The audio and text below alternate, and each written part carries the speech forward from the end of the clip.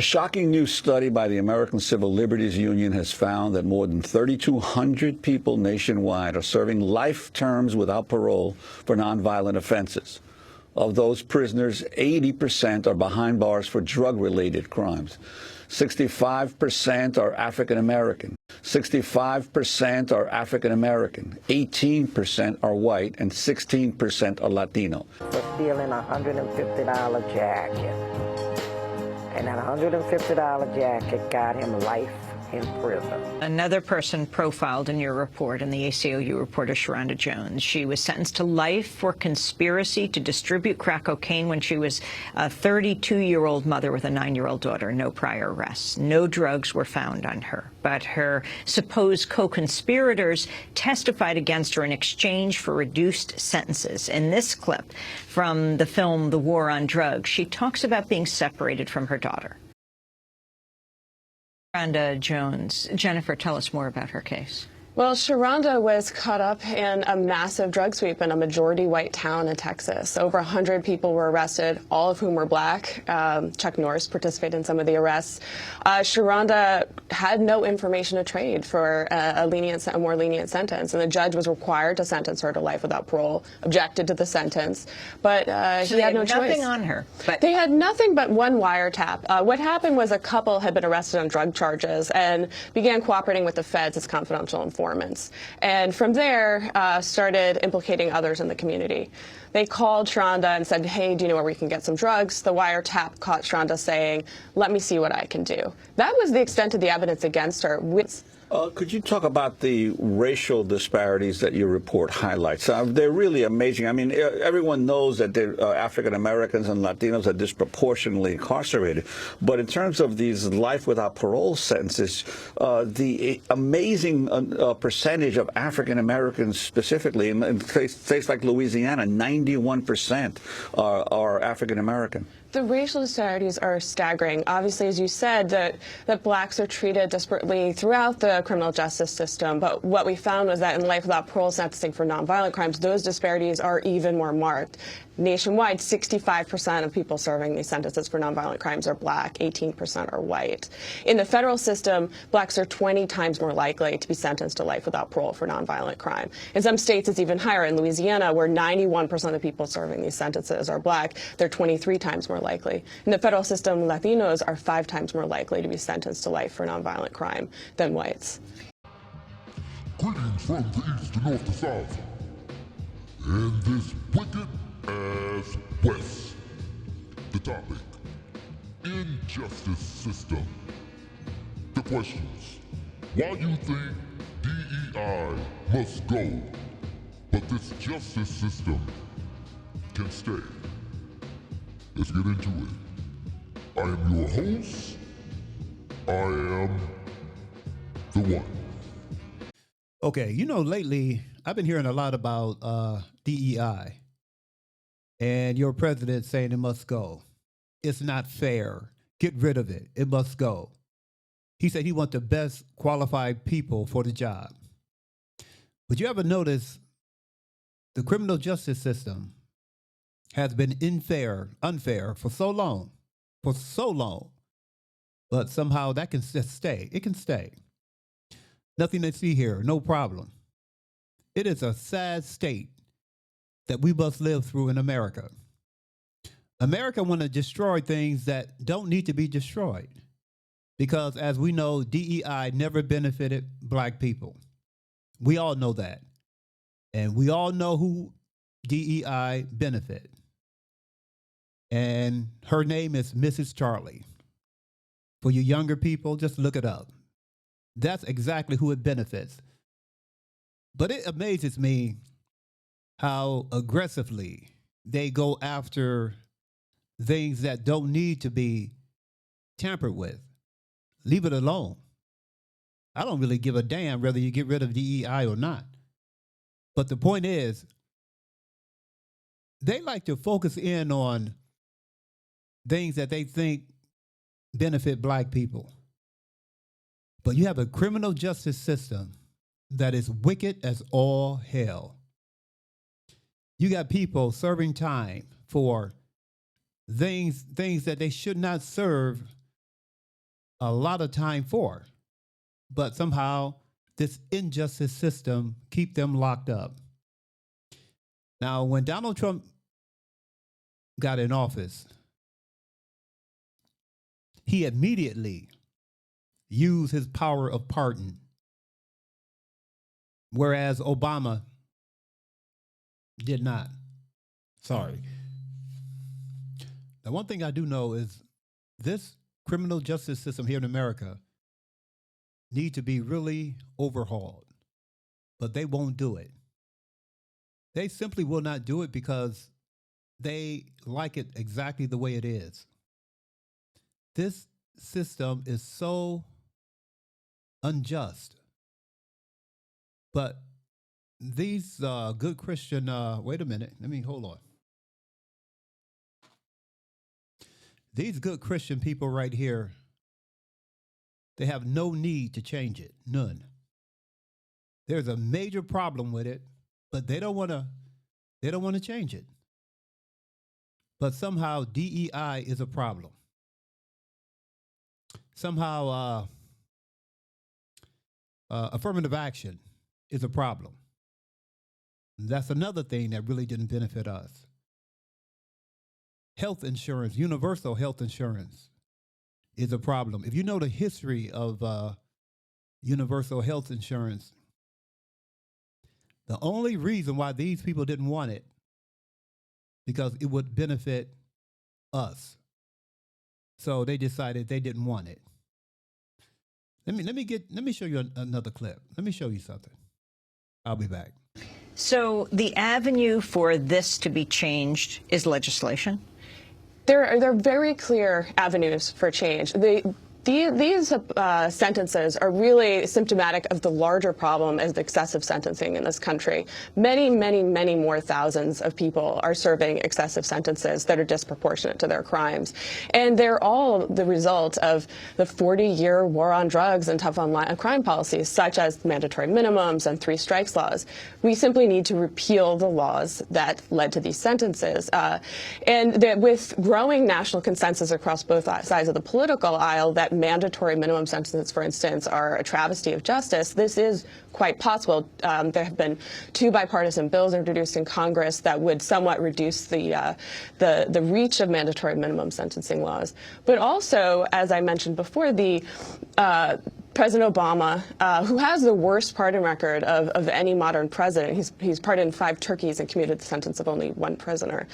He does have the power and authority to review the sentences of the over 2,000 people, like Sharonda, serving life without parole for a nonviolent crime, and he can reduce their sentence. Same with state governors. Okay, that's the difference between Obama and President Trump and Joe Biden. Matter of fact, even George Bush, because when you take the office of the highest, you're the president, you got the highest office in the land. That's what I'm trying to say. They use their power. They don't hesitate. Somehow Obama just seemed to hesitate. But let me just make this clear. Sharonda Jones, she was pardoned by Obama. She did 16 years and 9 months. 16 years and 9 months. And she was pardoned December 18th, 2015. I would like to say that. But if I get back on point, my point is simply this. You are in a rush to get rid of DEI. Okay, you want everything to be an even playing field for everybody. Okay, well, answer me this question. Why don't you go to jail for the crimes you have committed? Why don't these people go to jail? Let's make everything equal and even. The state of Louisiana should not have 91% of black prisoners. That should not be. But it is. And I'm assuming you call that equal. No. There was a TV show years and years ago in the 70s. It was called Beretta. He said in a song, it said, don't do the crime if you can't do the time. Okay? Why is it that your people, especially what happened January 6th, they get pardoned? Unbelievable. If black people would have pulled anything like that, they would have lit them up. They would have lit them up. There's no doubt about it. So if you want things on an even playing field, let's make everything even. According to merit, there should be more of these people in jail for the things that they do. Matter of fact, you go to the House and the Senate, you will lock them up left and right.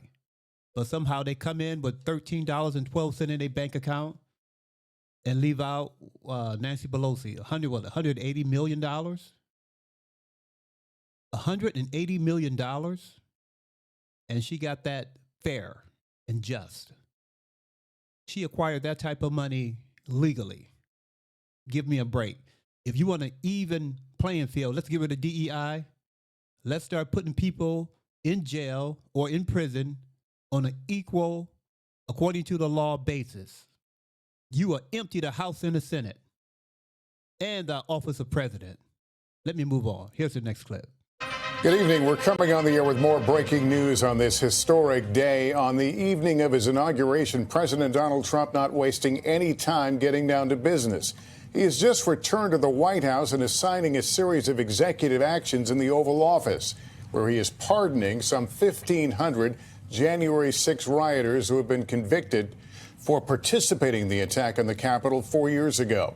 The president is speaking now. Let's listen in. Yes, sir. First, we have a list of pardons and commutations relating to events that occurred on January 6, 2021. Okay, and how many people is this? I think this order will apply to approximately 1,500 people, sir. So this is January 6th. These are the hostages. Approximately 1,500 for a pardon. Yes. Full pardon. Full pardon or commutations? Full pardon. We have about 6 commutations in there where we're doing further research. Nice to see you again.